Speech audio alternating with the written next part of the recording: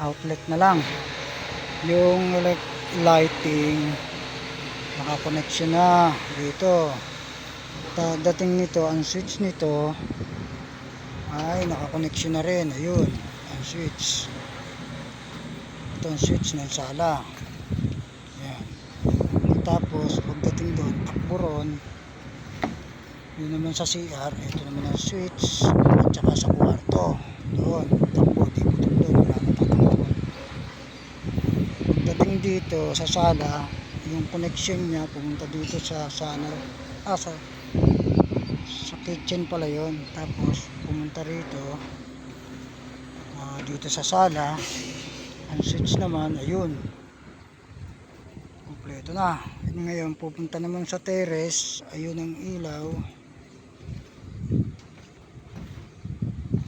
ayun ang ilaw. Ang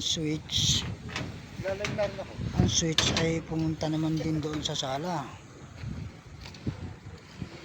Tapos ito pumunta naman doon sa kabilang terrace. Tapos punta dito, itong linyang to pumunta sa poste, tsaka yung sa kabila. Uy, kulang yung isa naman dito sa poste, wala pa. Ayun, yun ang kulang. Okay na.